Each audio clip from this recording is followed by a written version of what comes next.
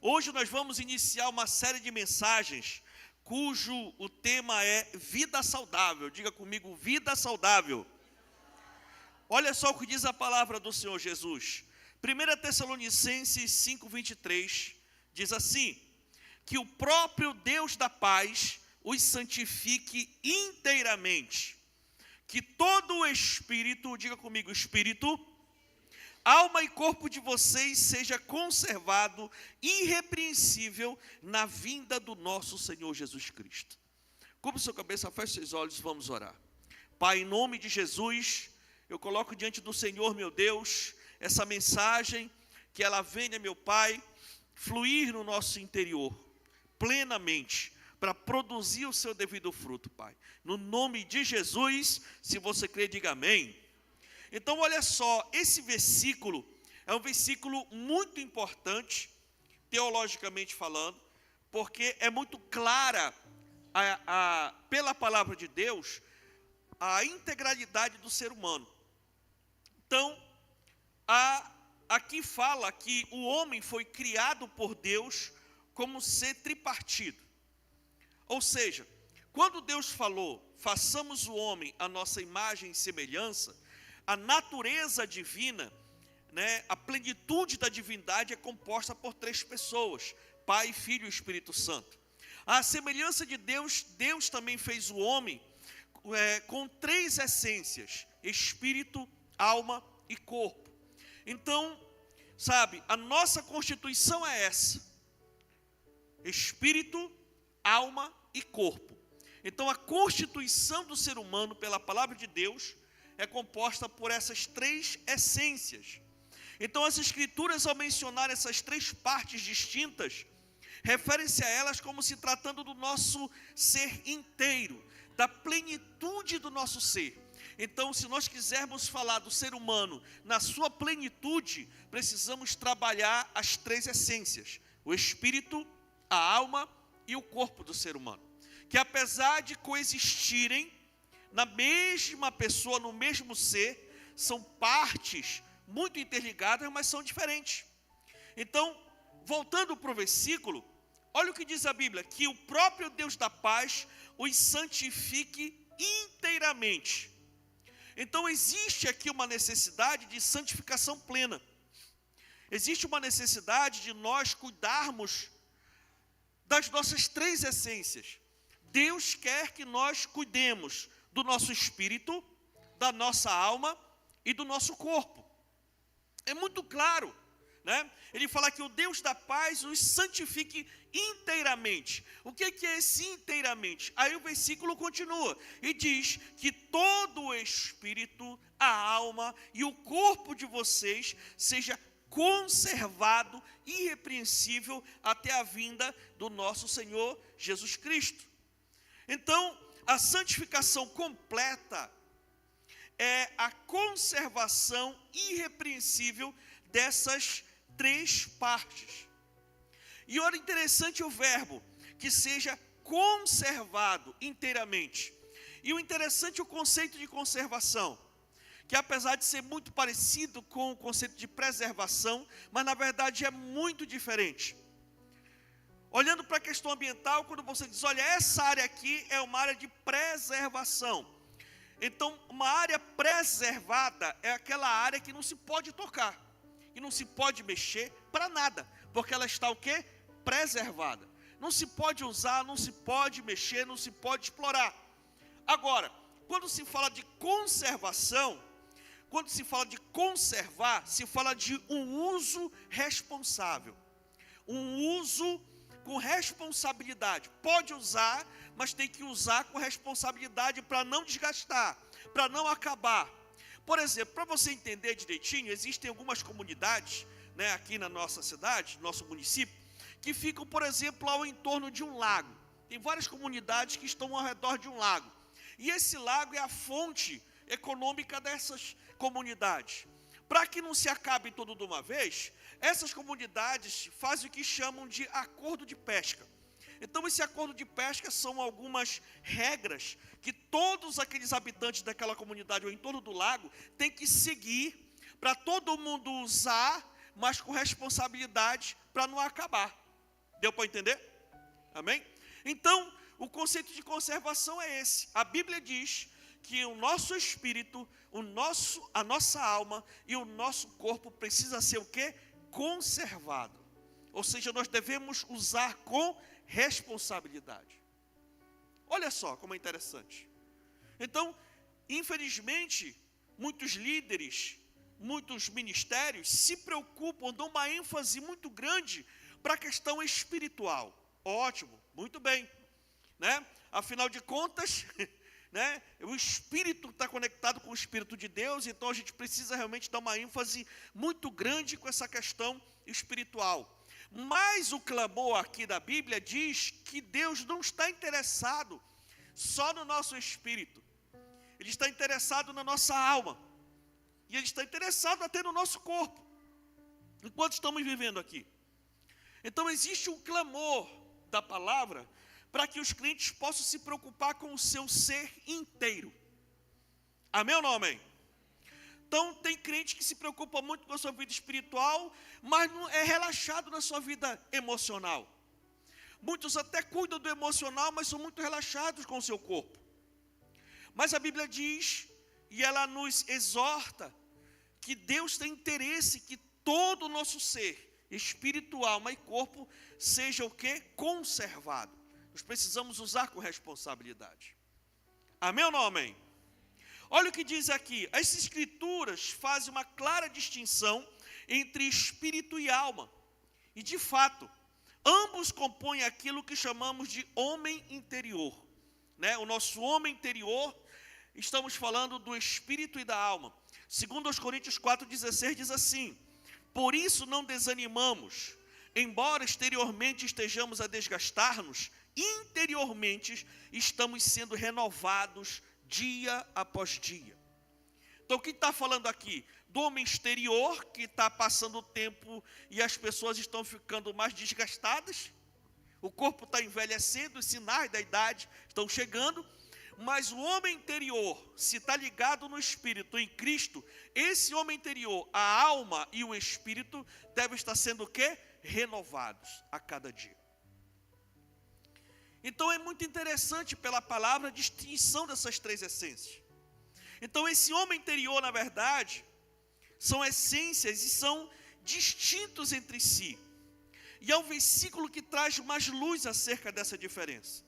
Hebreus 4,12 diz assim: pois a palavra de Deus é viva e eficaz, é mais afiada do que qualquer espada de dois gumes, que penetra ao ponto de dividir alma e espírito.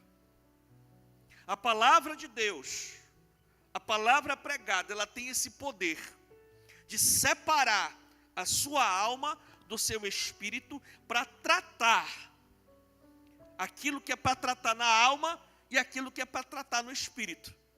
E o interessante é que continua o versículo, diz que ela tem poder também para separar juntas e medulas. O que é isso? É o corpo físico. Então aqui estão as três essências do ser humano, que estão sob total influência do poder da palavra. Então a palavra de Deus, as escrituras, elas têm o poder de tratar do ser humano na sua integralidade. Amém ou não amém? Né? E ela é capaz de julgar os pensamentos e a intenção do coração. Então o versículo é um clamor do apóstolo para que Deus santifique o seu povo inteiramente. Por quê? Porque a santificação é uma característica essencial para que todo cristão possa estar na presença de Deus para sempre. Se nós não nos santificarmos, se nós não buscarmos mesmo viver uma vida santa, separada do mundo, do pecado e do diabo, corremos o risco de sermos crentes a vida toda e no final ir para o inferno. Por quê? Porque Hebreus 12,14 diz assim: esforcem-se. Olha o verbo, é um esforço, é pagar um preço. Esforcem-se para viver em paz com todos e para serem santos, porque sem santidade ninguém verá o Senhor. Então não sou eu que estou falando, é a Bíblia que diz. Sem santidade no corpo, sem santidade na alma, sem santidade no espírito, ninguém verá o Senhor. Portanto, se quisermos estar junto de Deus para sempre, precisamos nos santificar, separar-nos, viver de acordo com os padrões de Deus e não de acordo com os rudimentos do mundo. Agora, essa santificação está relacionada a todas as três essências, no espírito, na alma e no corpo. Isso é possível alcançá-la através da conservação irrepreensível dessas três partes. Ou seja, conservar o nosso espírito, conservar a nossa alma e conservar o nosso corpo irrepreensível diante de Deus. E o que é, pastor, irrepreensível? É aquilo que não se acha repreensão. Deus olha o meu corpo, olha a minha alma, olha o meu espírito e não encontra um motivo de me condenar. Pode encontrar motivos para mim me ajustar, para mim me arrepender, para mim me organizar, para mim melhorar, mas não no sentido de eu ser tão impuro ao ponto dele me condenar. Então é muito importante a gente ter esse entendimento. Então, dessa forma, estamos diante de um grande desafio, né, meus irmãos? Como manter o nosso espírito, a nossa alma e o nosso corpo irrepreensível, ou seja, saudável diante de Deus. E é por isso que parece impossível, mas aquilo que é impossível para o homem, é possível para Deus. E é Ele que pode nos ajudar. Então o apóstolo, ungido pelo Espírito Santo, declarou que o próprio Deus da paz nos santifique. Então o versículo começa assim: e o Deus da paz nos santifique. Então nós só vamos conseguir realmente com a ajuda do Senhor. Não tem como a gente buscar a santificação sem a ajuda de Deus. Até porque foi o próprio Senhor Jesus que falou: sem mim nada podeis fazer. E é nesse sentido que ele está falando. Nós não vamos conseguir nos santificar plenamente pelo nosso próprio esforço, não tem como. Agora, com a ajuda de Deus, nós conseguimos. No nome de Jesus. Então, com a ajuda de Deus, nós podemos sim nos santificar para estarmos juntos com o Senhor para sempre. Hoje nós vamos ver, né, algumas dicas de como manter ou ter o nosso espírito saudável diante de Deus. Hoje nós vamos falar dessa vida saudável no espírito. Agora, antes de nós falarmos sobre isso, nós precisamos entender o que é o espírito. Olhe para o irmão que está do seu lado aí, dê um sorrisão legal para ele dizer assim: meu amado ou minha amada, o que é o espírito? O que é o espírito? Interessante, né? Na igreja a gente fala sobre muito isso, né? O Espírito, o Espírito, o Espírito. Não, o Espírito Santo a gente tem uma noção mais clara e tudo. Mas o que é o nosso espírito? Porque tem gente que confunde, né? Espírito com alma, alma com espírito, acha que as coisas são a mesma coisa, e não são, não. O que é o espírito? Né? Do que compõe o seu espírito? Não estou falando do Espírito de Deus, amém ou não amém? Estou falando do seu espírito, né?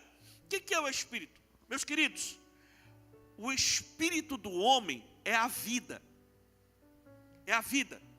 É a força que move o ser humano. Isso é o espírito, tá?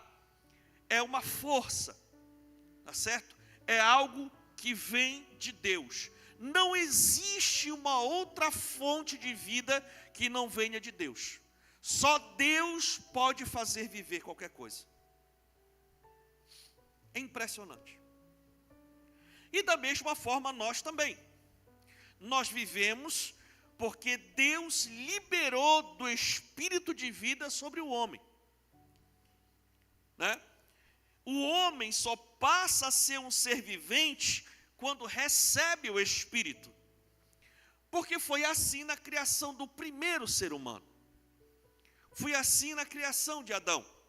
Gênesis 2:7 diz: então o Senhor Deus formou o homem do pó da terra e soprou em suas narinas o fôlego de vida.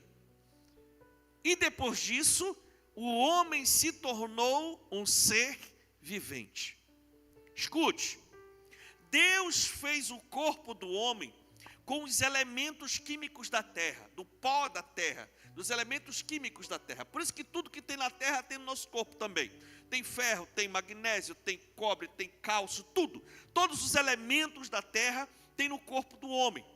E é por isso que a gente tem que estar repondo esses elementos. Vamos falar sobre isso mais na frente, quando a gente estiver falando de cuidar do corpo. Mas é impressionante, depois que Deus fez Adão, organizou tudo, montou todo o corpo humano na sua complexidade que tem, mas o corpo começou a viver? Não. O corpo só começou a viver depois que o próprio Deus soprou no nariz de Adão, o que, irmão? O fôlego de vida. O que é isso? Ele soprou dentro do homem um pouco do espírito dele. Quando o Senhor Deus soprou no nariz do homem o fôlego de vida, aí esse espírito, como se tivesse dado start em tudo aquilo que ele criou, aí os órgãos, tudo deu start, o coração começou a bater, o pulmão começou a inchar, e aí a coisa começou a funcionar, o sangue começou a correr, e ele abriu os olhos, e a Bíblia diz que aí depois disso ele se tornou um ser vivente. Quando o Adão abriu os olhos, ele tomou consciência da sua existência. E a consciência da sua existência é a sua alma. Então foi um negócio incrivelmente maravilhoso. Deus criou o corpo do homem, soprou o espírito dentro do corpo do homem, e o homem começou a funcionar, e ele abriu os olhos e tomou consciência. Se tornou um ser vivente. Alma, espírito e corpo. E a partir daí, começou a história da humanidade. Gente, isso é incrível. Agora nós sabemos o que aconteceu, né? Com toda a história, depois do Adão veio a Eva, e depois veio a desobediência. Então, infelizmente, por conta da desobediência, o ser humano teve um defeito de fabricação no seu espírito. O seu espírito foi marcado com uma semente, com uma mudinha da iniquidade. E esse defeito leva o ser humano a ter a tendência de influenciar a nossa alma, a decidir a se afastar do seu Criador, a acreditar em outros criadores, e a fazer o que é mal diante de Deus, e intentar contra o seu próximo, que é o que chamamos de pecado. Então, no momento da desobediência, o espírito do homem caiu, ficou marcado por uma tendência a escolher tudo aquilo que Deus reprova. E estimulado pelas trevas e pelo mundo, que é governado pelas trevas, aí que o ser humano sempre vai escolhendo um estilo de vida cada vez mais distante de Deus, por conta dessa marca, por conta do espírito que está marcado com essa herança eterna. Geração após geração. Quem estava aqui na conferência ouviu que unção se passa, não é isso, irmãos? Né? Unção se passa. Então, geração após geração, a criança, quando ela nasce, ela já nasce com essa semente, para estimular a pessoa a escolher aquilo que Deus não aprova. É impressionante. Você que é pai, você que é mãe, você que é avô, você sabe do que eu estou falando. Principalmente se você ainda tiver filhos pequenininhos. Tem hora que a gente se assusta. Diz assim, meu Deus, quem que ensinou isso para essa criança? Verdade ou não? Rapaz, mas quem foi que ensinou isso? Ninguém. É porque ela já nasce com essa mudinha ali dentro. E ela vai desenvolvendo, e isso vai crescendo, e o espírito dela literalmente é marcado com a tendência da desobediência. Tiago 1,14 em diante diz: cada um, porém, é tentado pela própria cobiça, sendo por esta arrastado e seduzido. Então a cobiça, tendo engravidado, dá à luz o pecado.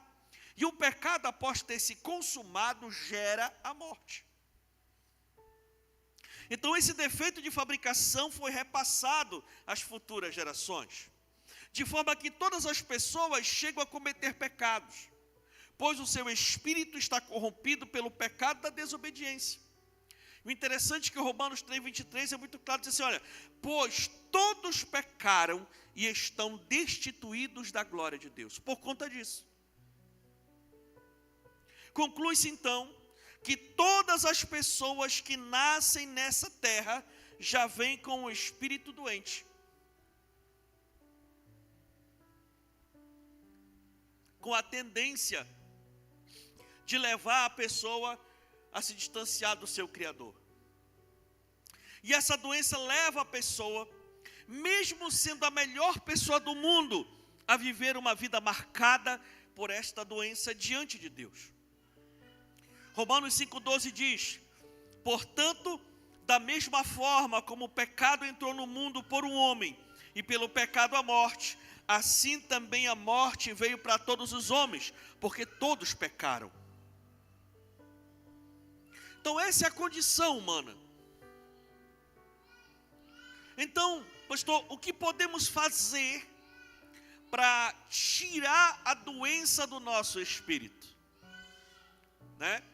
O que podemos fazer para tirar a doença do nosso espírito? Bom, para tirar a doença espiritual, meus irmãos, nós temos que fazer aquilo que a Bíblia chama de novo nascimento. E essa questão do novo nascimento está muito explícita, numa conversa que Jesus teve com um mestre da lei chamado Nicodemos. Nicodemos, membro do Sinédrio, um dos mais respeitados líderes da geração de Jesus, convidou Jesus para jantar na sua residência. E Jesus foi. E eles sentaram e começaram a conversar. E Nicodemos, um homem muito sensível, ele chegou e reconheceu o senhorio de Jesus. Ele disse: mestre, eu te chamei aqui porque eu reconheço que o Senhor é enviado de Deus. Porque não tem como fazer o que o Senhor faz, se não for o Senhor que teve te enviado aqui. Eu reconheço a tua autoridade, e eu reconheço que tu veio da parte de Deus. Então, Nicodemos abriu logo o jogo e falou para ele que o ministério de Jesus era algo que ele nunca tinha visto na vida dele. E aí Jesus entrou logo, como diz muita gente, de carrão de cena nele, né? Lá no versículo 3 de João 3 diz assim: em resposta, Jesus declarou: digo-lhes a verdade, ninguém pode ver o reino de Deus se não nascer de novo.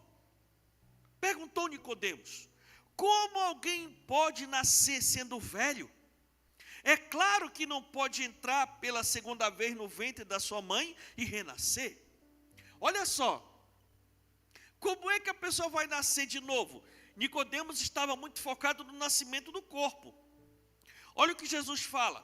Respondeu Jesus: digo-lhe a verdade, ninguém pode entrar no reino de Deus se não nascer da água e do Espírito. O que nasce da carne é carne, mas o que nasce do Espírito é Espírito. Não se surpreenda pelo fato de eu ter dito: é necessário que vocês nasçam de novo. O vento sopra onde quer, você o escuta, mas não pode dizer de onde vem nem para onde vai. Assim acontece com todos os nascidos do Espírito. Perguntou Nicodemos: como pode ser isso? Disse Jesus: você é mestre em Israel e não entende essas coisas? Uau!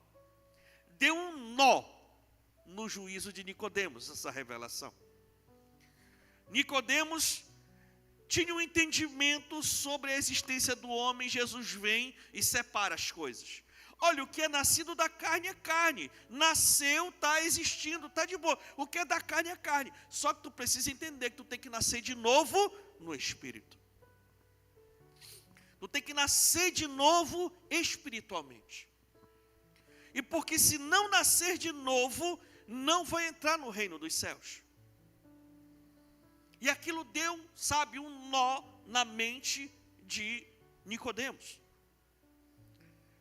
E o Senhor Jesus começa a dizer, bom, se tu não entende isso, e tu é mestre aqui, tu ensina, como é que tu não entende essas coisas?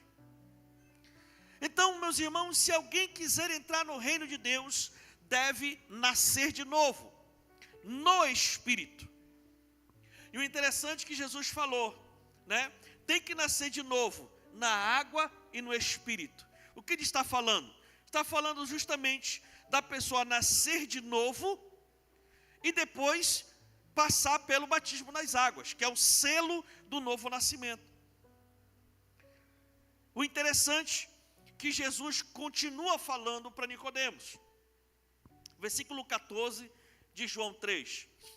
Da mesma forma como Moisés levantou a serpente no deserto, assim também é necessário que o Filho do Homem seja levantado, para que todo que nele crer tenha vida eterna.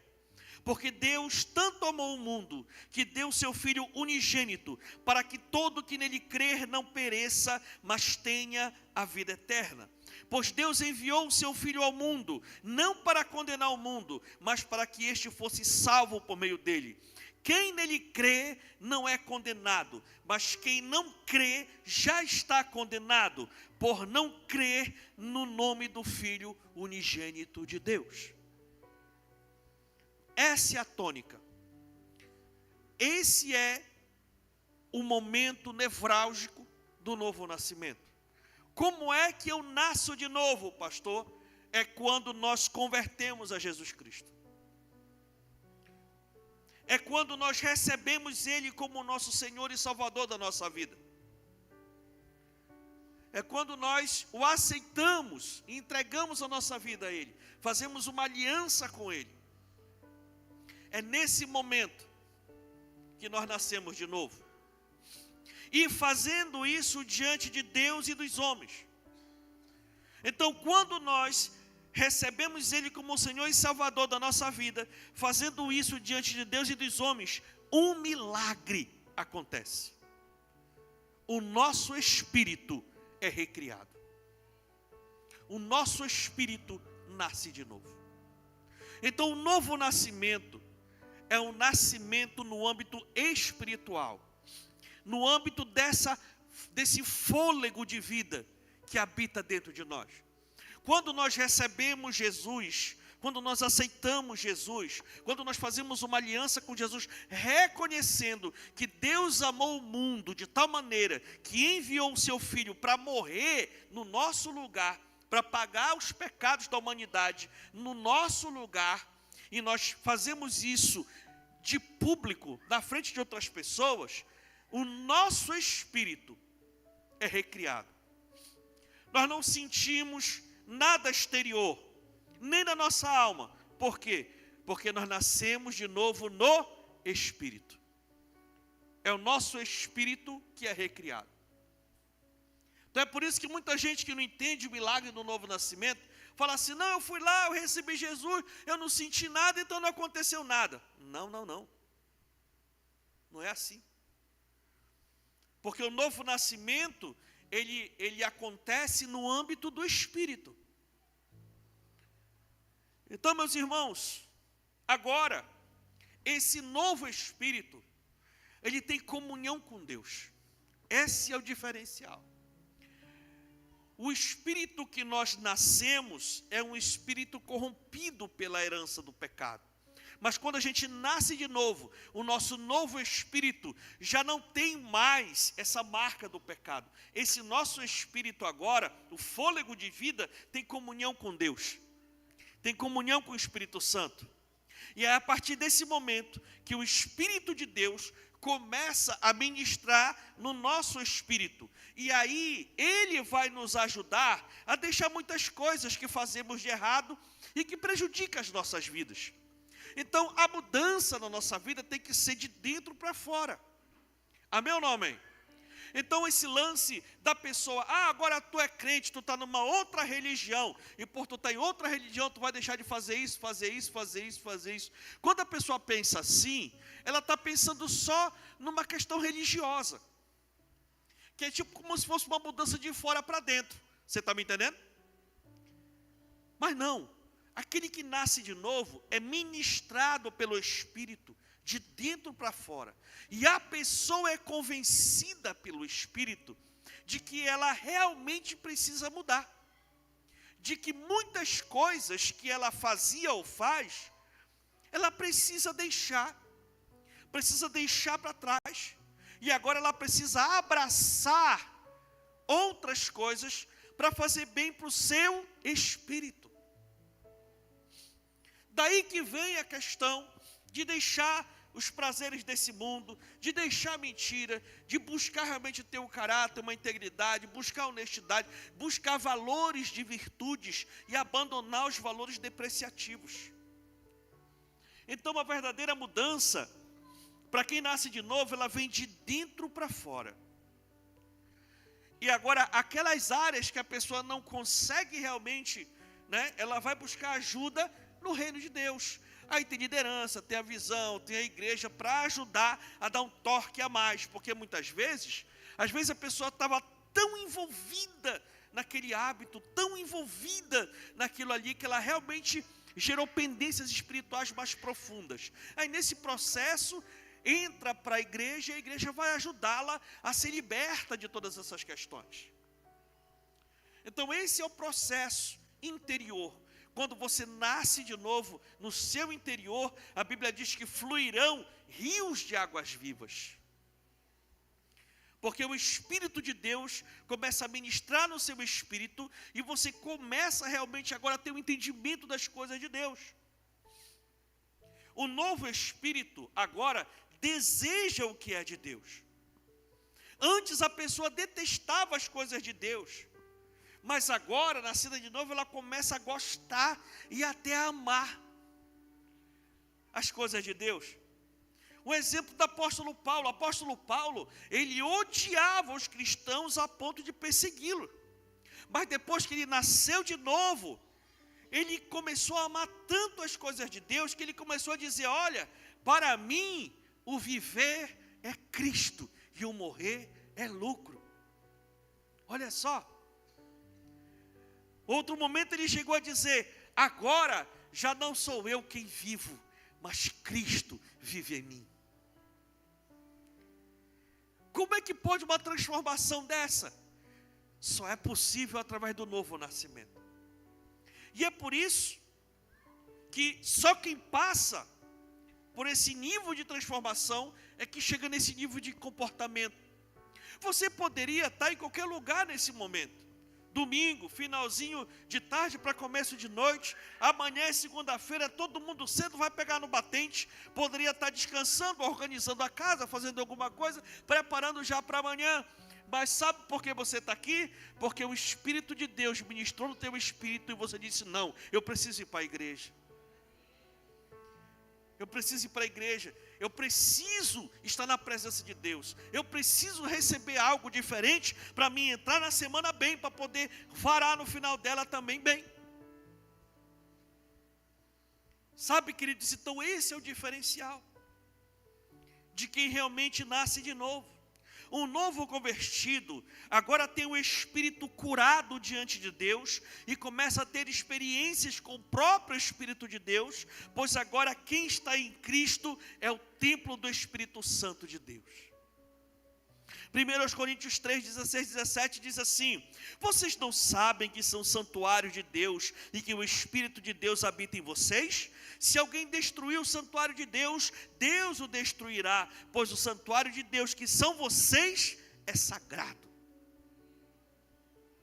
Então você é algo muito especial para Deus. A Bíblia diz que você que está em Cristo, você que nasceu de novo, você é templo do Espírito Santo. E o templo precisa estar bem. precisa estar em ordem, precisa estar limpo, precisa estar organizado, para Deus habitar de forma plena.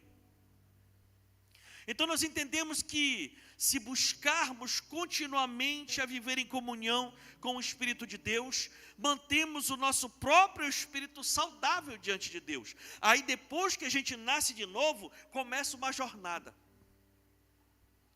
E qual é a jornada? Manter o espírito saudável diante de Deus.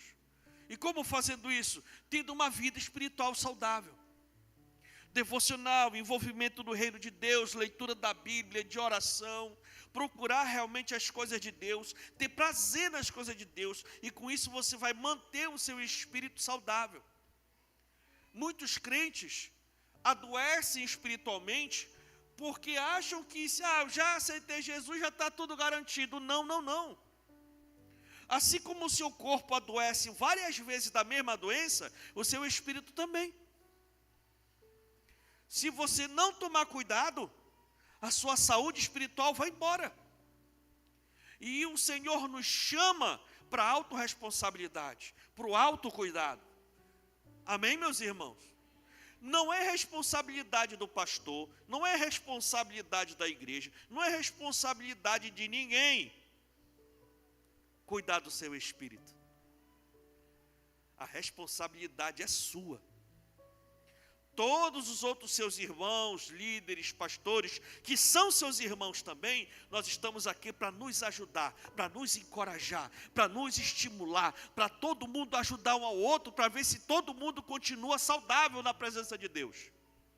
Mas não tem como terceirizar a responsabilidade.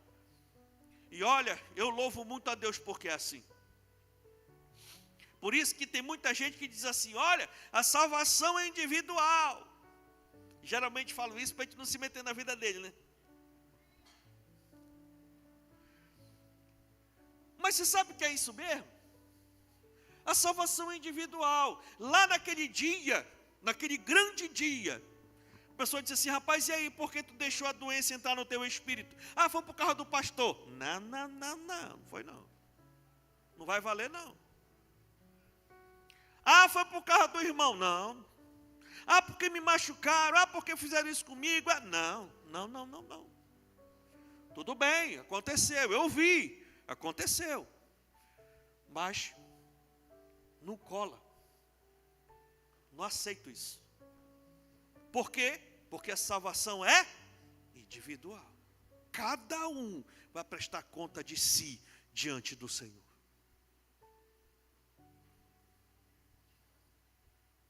Então é importante a gente ter esse entendimento. Sabe, queridos? Então nós precisamos manter uma saúde espiritual. Cuide do seu espírito. Cuide do seu fôlego de vida. Porque foi o Senhor que te deu. Não se deixe se abalar pelas questões terríveis que muitas vezes acontecem com a gente. Se você nasceu de novo, você é de Deus. Você é propriedade de Deus. Tome posse, coloque-se na sua posição. E Deus vai te ajudar. Deus é fiel. E Ele vai te ajudar. Agora, para você que ainda não nasceu de novo, pastor, como é que eu faço isso? Como é que a gente faz para nascer de novo? É muito simples. Romanos capítulo 10, a partir do versículo 8, diz assim: mas o que ela diz? A palavra está perto de você, está em sua boca e em seu coração. Isto é, a palavra da fé que estamos proclamando. Se você confessar com a sua boca que Jesus é Senhor e crer em seu coração que Deus o ressuscitou dentre os mortos, será salvo. Pois com o coração se crê para a justiça e com a boca se confessa para a salvação. E por que essa deve ser uma decisão pública, pastor? Porque muitas vezes na igreja a gente pede para a pessoa vir na frente, né? Não, pastor, eu já tenho Jesus desde quando eu nasci, eu tenho vergonha, eu não quero ir na frente, eu fico aqui na minha, eu faço tudo. Mas por que tem que ser uma decisão pública? Lucas 12:8 diz assim: eu lhes digo, quem me confessar diante dos homens, também o Filho do Homem o confessará diante dos anjos de Deus. E é por isso que a gente, nessa reunião toda, a gente abre um espaço. Um espaço. Para todos aqueles que entendem a mensagem e entendem que precisam realmente fazer uma aliança com Jesus e nascer de novo. Tirar a doença do espírito. E agora viver uma vida espiritual saudável. A gente para tudo. Para que todos possam ter essa oportunidade. Não é questão religiosa, não é lavagem cerebral, não. A Bíblia diz, examine-se o homem a si mesmo e deixe o Espírito de Deus ministrar na vida de cada um.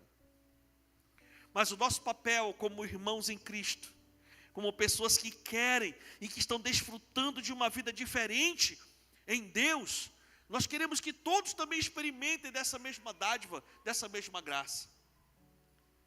Você foi criado para viver com Deus, para viver para Deus. Você não foi projetado para ser escravo do mundo, dependente do mundo, não. Deus tem uma vida diferente para cada um de nós. Mas nós precisamos tomar a nossa posição. Porque Deus não força ninguém a nada. Jesus nunca forçou ninguém a nada. Por isso que ele diz, venham até mim, todos aqueles que estão cansados e sobrecarregados, e eu os aliviarei. Tomem sobre vocês o meu jugo e aprendam de mim, porque eu sou manso e humilde de coração, e vocês encontrarão descanso para as suas almas. Porque o meu jugo é suave e o meu fardo é leve. Então é muito melhor carregar o fardo de Jesus do que carregar o fardo desse mundão aí. Amém ou não amém? Fique de pé no nome de Jesus e aplauda ao Senhor, porque Ele é muito bom. Aleluia.